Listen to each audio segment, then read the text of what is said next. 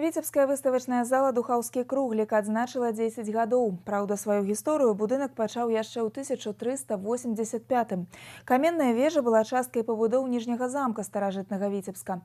А роўна праз 600 гадоў у 1984 яе аснова была знойдзена археолагамі. Карпатлівая работа дазволіла аднавіць артефакт. На яго месцы ўзвялі будынак, старажытны манер якога выдатна ўпісаўся ў сучасную панараму Віцебска. Журналист Аркадий Шульман с гонором демонструет новое выдание, каталог под назвой «Духаўскі круглік» от князя Альгерда до славянского базару у Витебску. Это доведник по выставочной зале, его фотохроника и летопись одночасово. Этот каталог конечно же, от князя Альгерда. Но, скажем так, от тех людей, кто делали этот Духаўской круглик. И я хочу назвать те имена, если я кого-то забуду, я прошу меня напомнить еще раз об этом. Творческую группу возглавлял Родион Михайлович Бас. Работала концепция, была Ольги Сальниковой и Александра Вышки, художественная концепция.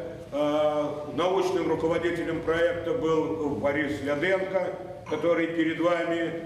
Руслан Ляденко был архитектором этого, на мой взгляд, очень удачного проекта.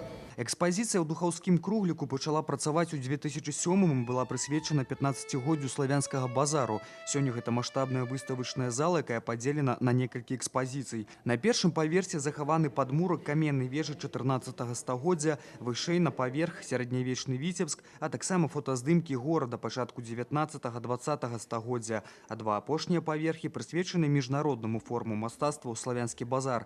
Гэта адзіны ў краіне музей, прысвечаны фестывалю. Пад яго куполам размясцілася аглядальная пляцоўка. У гараджан і турыстаў Віцебска гэта папулярная кропка ў экскурсійным маршруце.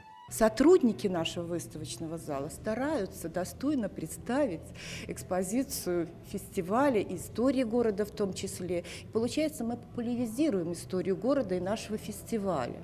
И после того, как наши экскурсоводы, которые обладают огромным количеством информации и старательно подходят к этой теме, у многих, даже тех, которые не побывали на фестивале, как правило, возникает желание приехать и окунуться в атмосферу фестиваля. Цікава, што сучасны круглік атрымаў сваю назву яшчэ ў старажытнасці. Васьмівугольныя грані здалёк нагадвалі форму круга, а слова «духаўскі» захавалася ад назвы Свята-Духаўской царквы, пабудаванай Альгердам. Тады будынак выконваў абараняльную функцыю, а сёння тут свае погляды ў дыскусіі са слухачамі абараняе творчая эліта горада. Віктор Праліч і Кірыл Кайсберг. Навіны Віцебск.